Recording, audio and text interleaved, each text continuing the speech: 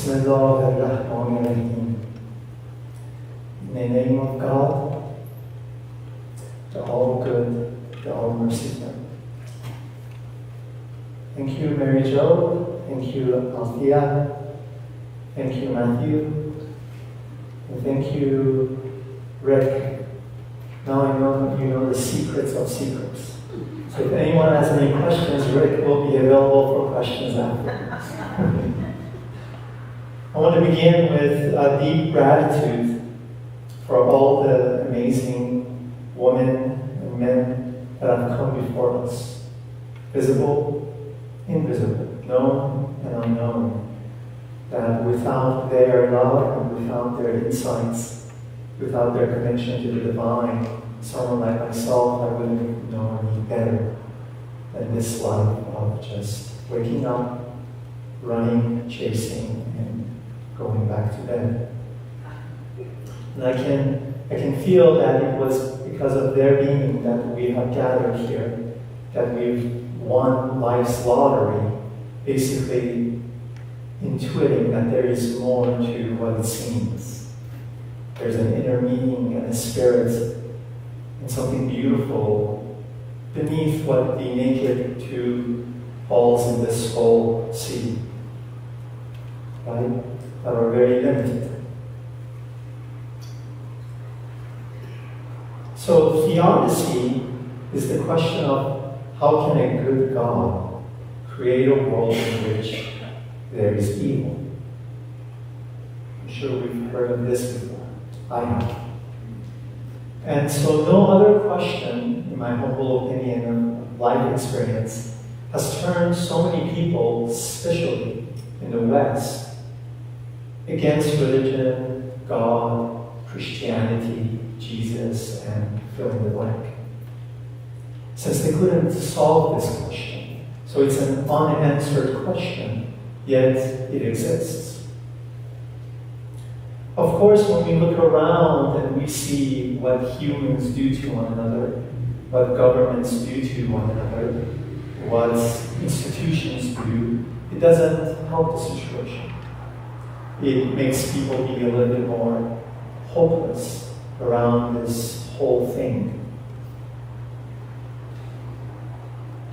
Yet many have not been able to solve this question, and in turn, what we do as humans, the way we deal with, one of the many ways we deal with frustration and anger and sense of not belonging, is to project it outwards, to everything out there, and in this case to an anthropomorphic God that looks like a man and acts like a man and is jealous like a man and it's vengeance and all of that stuff, because we don't access the unseen. So what we do the same thing onto that which we think we know, the same level as we do it to one another. And this in itself, this frustration turned outward to this made-up, fantastical God learned in fairy tales and books and Hollywood movies and scary stories around the campfire as we were kids, creates this image, and then we believe in this image. Yet, this question, the root of this question and the worldview that we carry to even ask that question goes unchallenged. Just like pretty much 100% of the assumptions that we have, we never look back this way and go, hold on a second, is this question worldview even valid? And in Islamic Sufism, the first thing you do with pretty much everything, just like every authentic religious and spiritual teaching has taught us, which is discernment, the first thing you do, you challenge the root. Because if the root is flawed, then the path that you take is a particular path. So you always want to make sure where you are before you take a path. Because the longer these two go, the further the distance will be as time and space goes. And that's why frustration, anger, sense of loss, sense of not belonging, whatever it is, gets more hardened as biologically we get aged and we have more experiences. I remember ever since my teenage years, I would hear adults ask these questions, and right from those teenage years, I could intuit that there was a sense of emptiness or arrogance, or it was just a prompt without any curiosity and openness for an answer.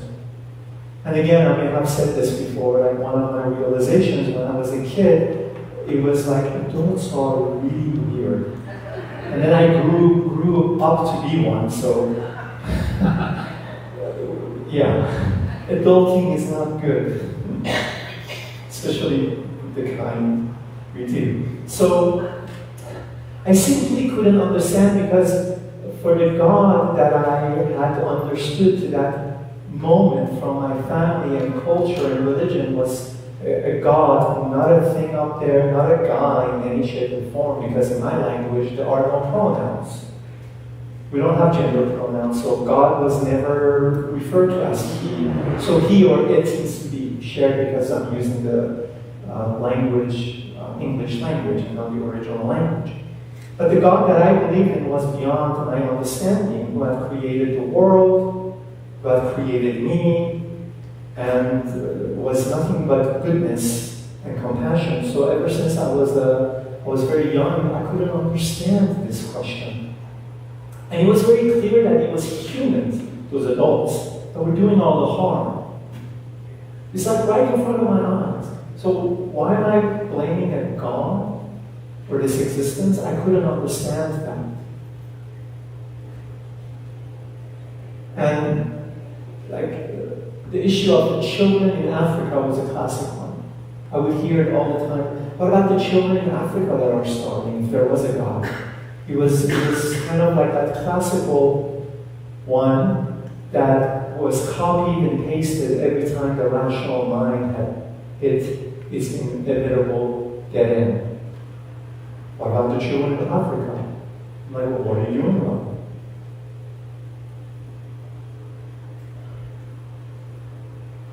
And then the last thing I want to say that I observed as a young kid in these adults asking such questions were more of ammunition and defenses and closed down hearts and curiosities and willing to change and transform and open. I noticed that these individuals lacked any philosophical background, and they lacked anything rooted in a cosmology that would place everything in its right place.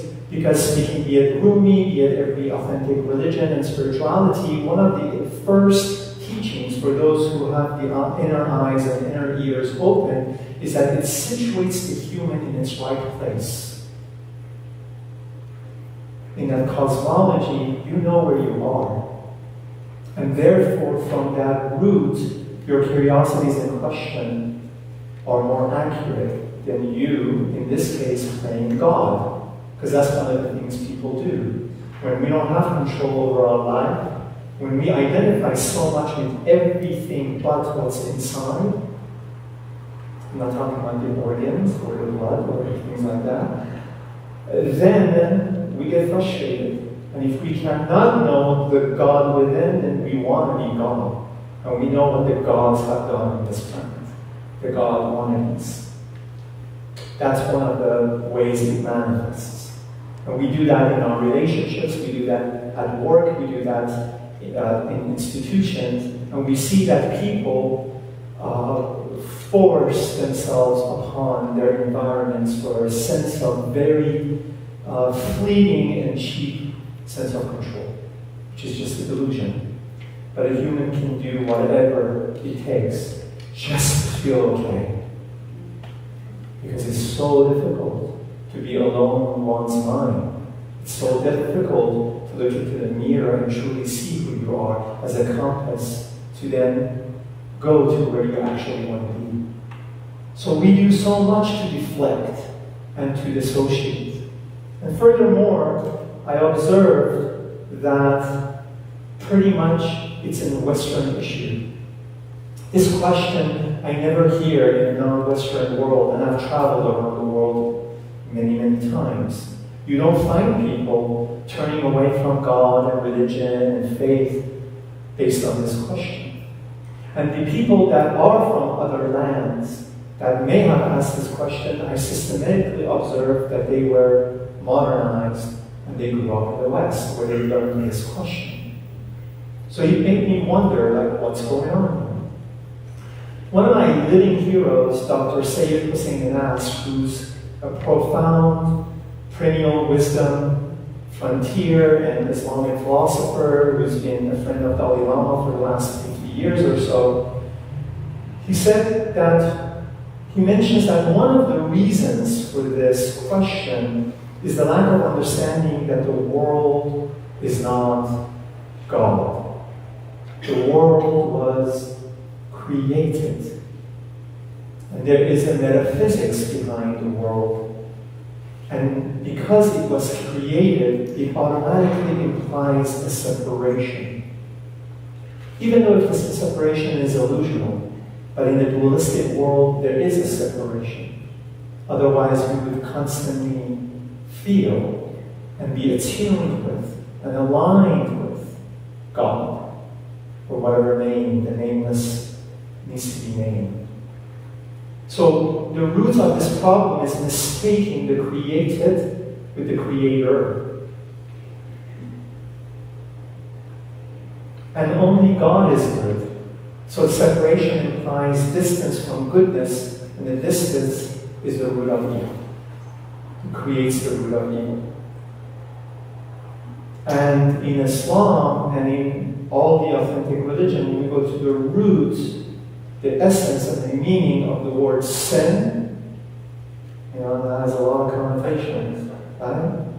But then I invite you to not get caught on semantics. Go to the essence of what these words really meant that are in you. Is when we cover the truth. When we, sin is just a detour, a deviation from our source and core. And in Islam, the word kafir, which, lack of a better word in English, the sinner, is only the one or the aspect of us that covers the truth. And we know, we all have that. The ego, the false self, the imposter self, that covers the truth. The truth is in us. So that veiling of what is creates this, the root of this question.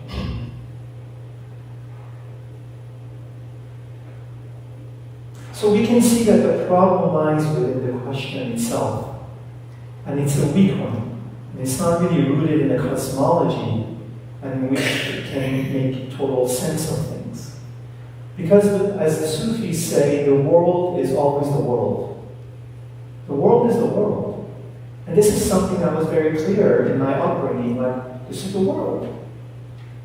One of my best friends in film school was an atheist, a devout atheist, and people couldn't understand how we were best friends.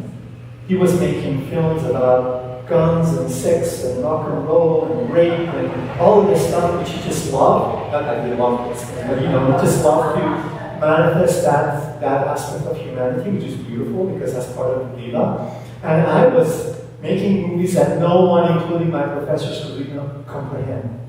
Until he won, multiple international film festivals, and then they were knocking on my door, and everybody wanted to be on my set and volunteer, and then the professor's like, okay, tell me a little bit more about the Tulip Corps, your film that won and put our school on the map. I'm like, okay, let's have a dialogue. Thanks for asking. At least thanks for not giving me an F because you couldn't understand the sophistication, because everybody was making a film to pass the grade, and then I was making films, and each of them that I did subsequently went around the world in festivals. So they were like, okay, this dude from this other land is up to something. So therefore, expecting perfection, an attribute of the absoluteness of this existence, this God, from the world is a fallacy. And we can see that one of the big things that we're very addicted to in the West is this idea of perfectionism. And because of that, it creates a lot of projection, a lot of shame, a lot of guilt, the vicious cycle of victimhood. Because I don't know where it comes from, but we just project this perfectionism onto humans. Now, deep inside of us, there is the potential of that absoluteness. But if we don't discern and mistake the created with the absoluteness, then we create a lot of things. And we manifest and we partake in that. And we can see that even in the stories of the false gurus.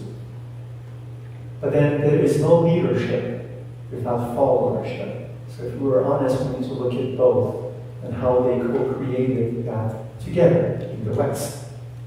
So this question has done a lot of damage, continues to foster victimhood, and create a lot of vicious cycle, because if then I don't have this cosmology, and I'm living in a world whose created is just some random thing. It's got a big long beard because I saw that in Pouria growing up, or all the depictions of Jesus and everything on Hollywood movies, then there is no truth. And if there is no truth, there is no falsehood, and if there is none of that discernment, then it's a jungle. So then what's the problem? Why is that so hard? So why, when I was young, this couldn't make any sense to me? So let me tell you why. And I'm going to bring Islam here, and Islamic Sufism here, of just a few teachings of like how that cosmology doesn't give way to even asking this question. It asks actually a different question. So Islam taught me to ask a different question, and the right question in this context is, why did God create the world? Not that why does evil exist? Why did God create the world? And for many Christian theologians, it was like a mystery, or the best they could do is God loved the world and gave it its only Son, which is, you can see that in the New Testament. But the famous hadith is the holy sayings of God through the Prophet Muhammad, is God wanted to be known. So God created the world, and it came from love and beauty. So in my cosmology, in my worldview, it was like, right, so God wanted to create the world, kind of like having a candle and having a bunch of mirror around it, like unlimited mirror around it. The candle wanted to be known, so it's reflected on the existence, the infinite mirrors of different shapes. And then we're caught in the reflection of this candle. And we take the reflections of this candle in the center of our heart, we mistake that with the candle that's actually in the middle. So it's the self-disclosure of this infinite existence, like God. It's the self-disclosure of it that creates the world. And it's the self-disclosure that is in the scripture, in the world, and it's in the human being. That I'm standing here, you're sitting there. We are the same self-disclosure of God. And so, if God is absolute goodness, nothing else can be pure goodness, because nothing else can be God. Nothing else can be that candle in the middle. The rest is all reflection. And then imagine if there are different sizes, mirrors, some of them are distorted, some of them are big and small, and just infinite. And that's the universe. And yet, the truth is in the middle. And that's why the authentic spiritual practices is to bring us from the reflection and guide us back to the core, to the source, to the absolutes. And so then in Islam again, just like other religions, says that God created the human being in his own image.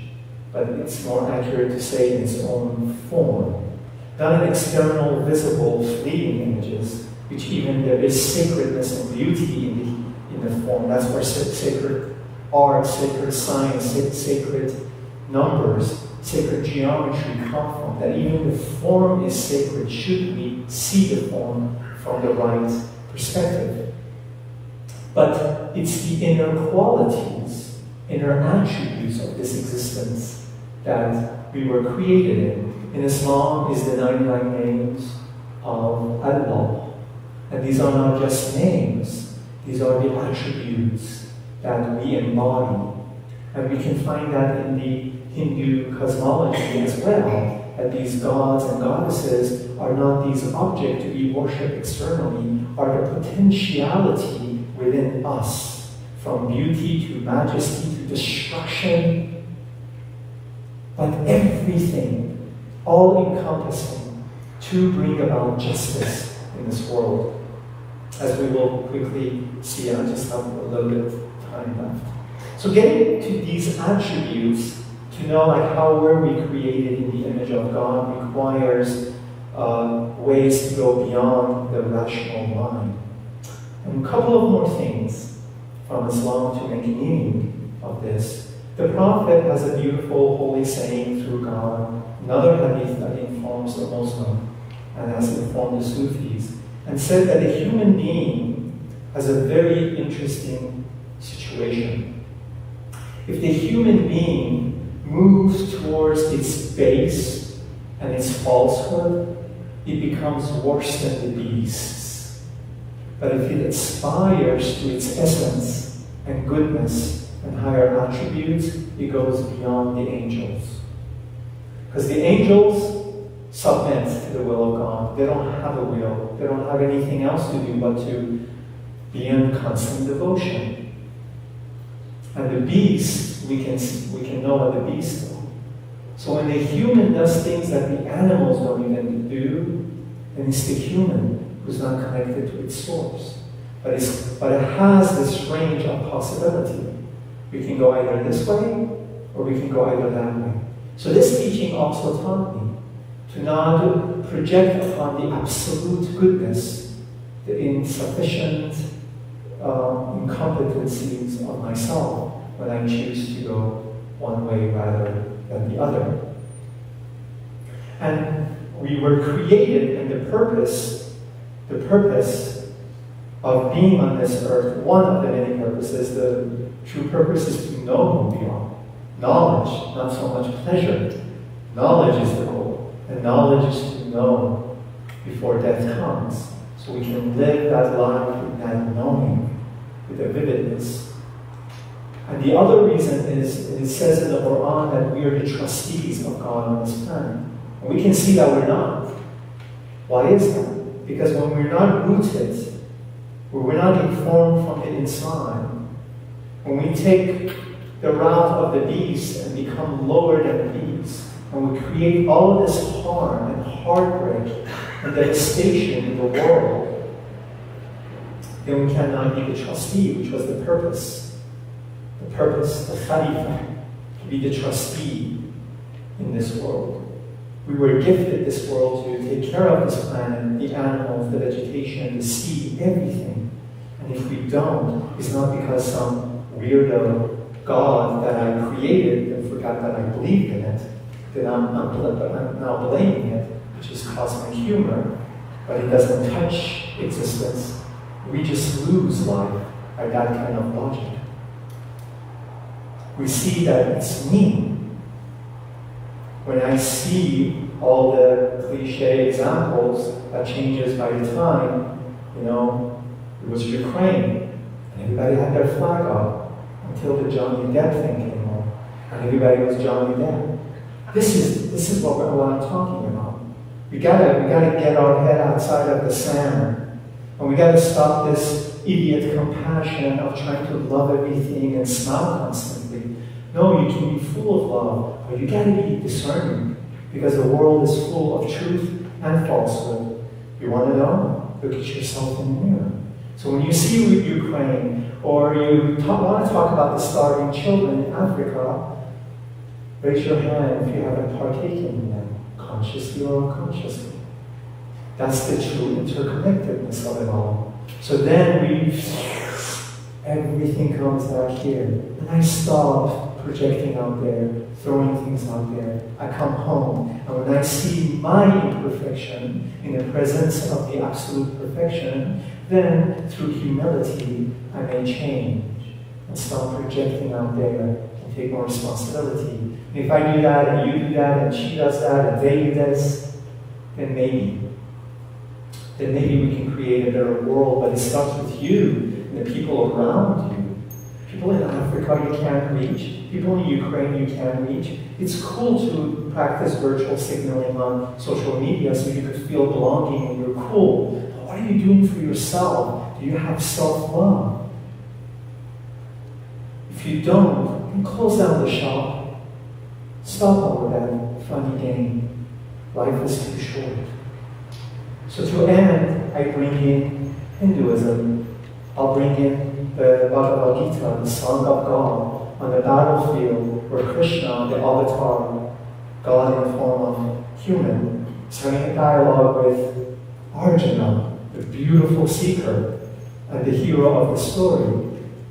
And Arjuna, before this moment in the Bhagavad Gita, and Bhagavad Gita is a little story within Mahabharata, which is a huge epic Hindu-Indian story.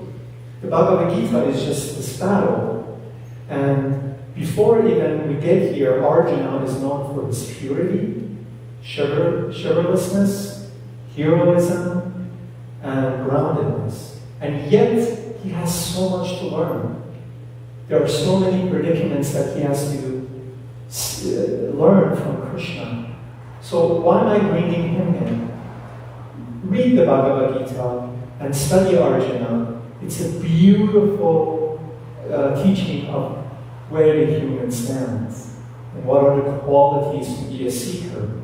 What are the qualities to be transformed and get close to our truth? And that may bring a little bit of a humility. And with that humility, maybe our questions will be questioned. And then as a result, if there were any questions left, there might be more right questions. And questions like these that have created much damage and destruction on its path. My time is up. So we don't have any time for questions, do we? Couple? Okay. So I'm just going to bring that because I'm going to be having a deeper dive after lunch at 1 o'clock, 12:30 in this room here. But for those of you who have a burning question or who might not be able to make it there, because then I'm going to be revealing, me and Rick will be revealing the secrets of life and you can miss it out. You're going to have extra pizza there too with your favorite toppings. Then go ahead and ask that here. We just have time for a couple of quick questions if there isn't. I know you've been sitting and listening and I've said a lot. I appreciate your attention. Yes. Please wait for the mic. I'm loving what you're saying very much. Some people say God is everything and God created everything. Did God create evil?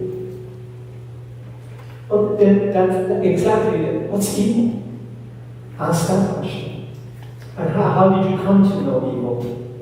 Can you feel evil? Or when you do, where do you feel it?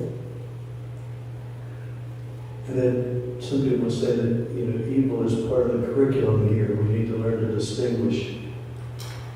Yes, that's a very nuanced and sophisticated knowledge, which, like in Hinduism, is called Veda, the play of life, or karma yoga, where you just don't know.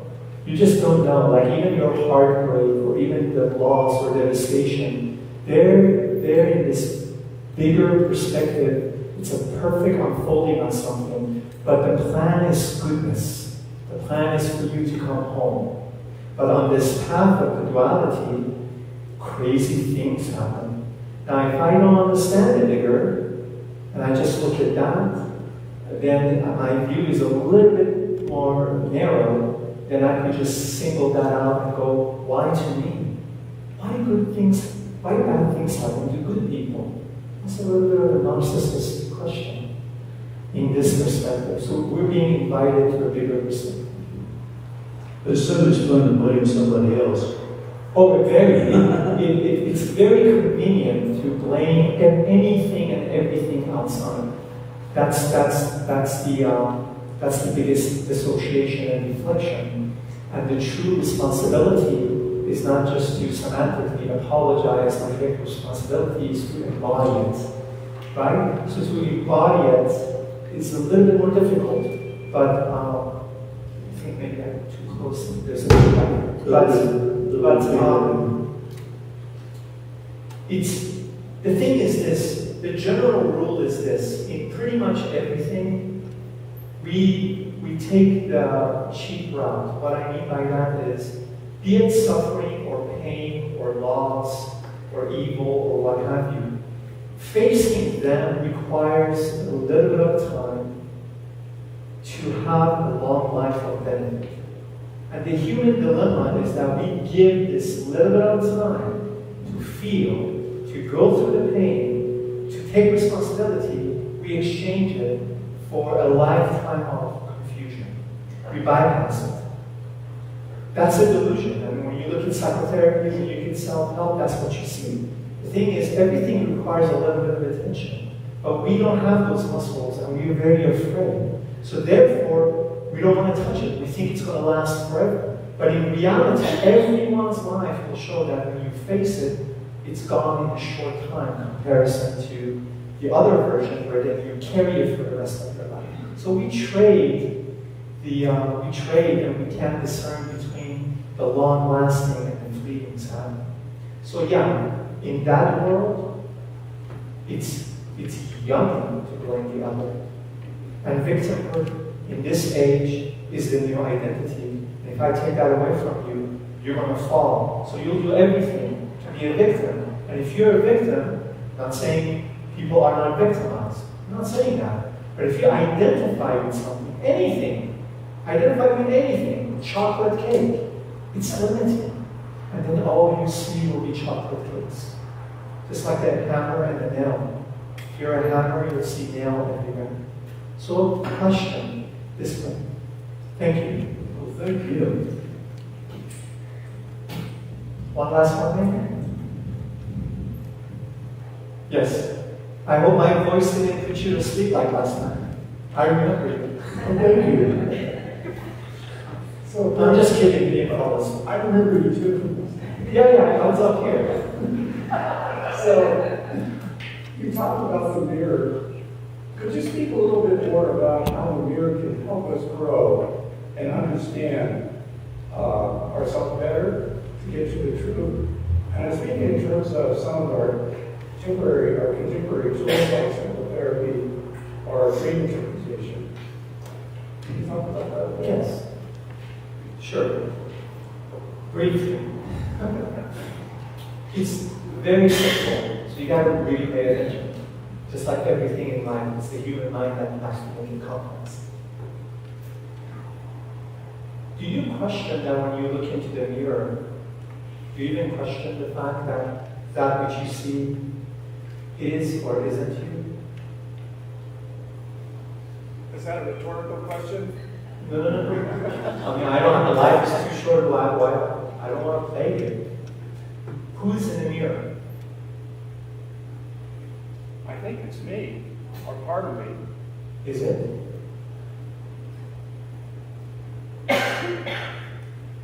See, it's simple, and it's not meant to be funny. It's simple, but it's a tragedy of the human dilemma because of its condition. You're here, that's your reflection. But see, we mistook it. Now multiply that with the rest of it. It's that easy. The mirror is there, and my image is there. But when I go like this, it's here that is scratching, not there.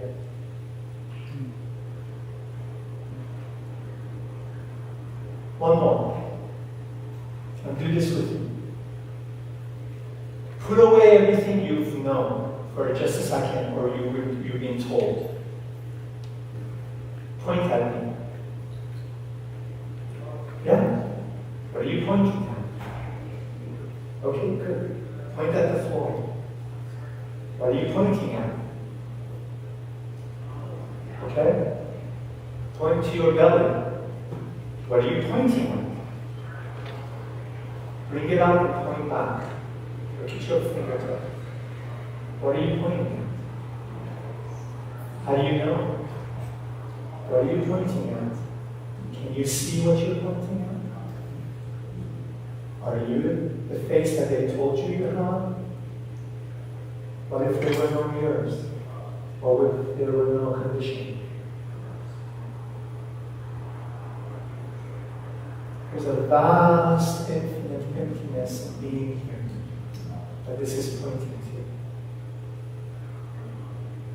I've been conditioned to go, it's that thing I see in photos. That's why Rumi says we're like form worshippers. Used to be idols hundreds of years ago. Now it's every thought, brain fart that comes out. And we believe it. That which you're yoked to is your Lord. So we can't kid ourselves. But in Islam, Sufism, the word for a believer, or even the word Muslim, means the one the drop that's lost in the sea. Show me a Muslim then. But we all like to name ourselves things. We like labeling because we think that's the way we belong and identify. These titles are sacred. To call someone a Sufi, which there's like 50,000 of them older, is to like calling people the Buddha, the awakened one. Show me one. Right? So take that with you. These are responses, I don't have any answers. Take that mirror especially and then the pointing. That's how easily we mistake. It's not a mystery. When I scratch my face, scratch my, what is this? My forehead. It's not happening over there, it's here, but I'm seeing it there.